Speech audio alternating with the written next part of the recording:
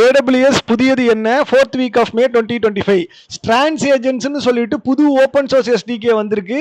இது agentic AI build பண்றதுக்கு ரொம்ப ஹெல்ப்ஃபுல்லா இருக்கும். ரொம்ப ஃபியூ லைன்ஸ் ஆஃப் கோட்ல ஏஜென்டிக் AI ஏஜென்ட்ஸை நம்ம பில்ட் பண்ண முடியும்.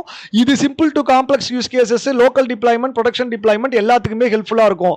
AWS டிரான்ஸ்ஃபார்ம்னு சொல்லக்கூடிய ஃபர்ஸ்ட் ஏஜென்டிக் AI சர்வீஸ் வந்துட்டு .NET அப்ளிகேஷன்ஸ்க்கு புது கேப்பபிலிட்டிஸ் கொடுக்குறாங்க. மெயின் ஃப்ரேம் அண்ட் VMwareக்கு இது வந்துட்டு அசஸ்மெண்ட் பிளானிங் டிரான்ஸ்ஃபர்மேஷன் ஹெல்ப்ஃபுல்லா இருக்கும். பெட்ராக் கார்ட்ரெயில்ஸ் இப்போ new cross region inference help பண்ணும். இதன் மூலமா நமக்கு கன்சிஸ்டன்ட் த்ரூபுட், என்ஹான்ஸ் ரெசிலியன்ஸும் நமக்கு கிடைக்கும். VPC கிளவுட் ட்ரைல டிஃபால்ட் பண்ணிட்டாங்க. அதே மாதிரி EC2 இன்ஸ்டன்சஸ் வந்து ENA queue allocationக்கு ஹெல்ப் பண்ணும். EC2ல P6B200 இன்ஸ்டன்சஸ் வந்துட்டு NVIDIA Blackwell GPUஸ்னால இப்போ ஆக்சலரேட் பண்ணப்படுகிறது. கோட் பைப்லைன் இப்போ லாம்டாக்கு டிராஃபிக் ஷிஃப்டிங் சப்போர்ட் பண்ணும். இதன் மூலமா லீனியர் அண்ட் கேனரி டிப்ளாய்மெண்ட் பேட்டர்ன்ஸை நம்ம பண்ண முடியும்.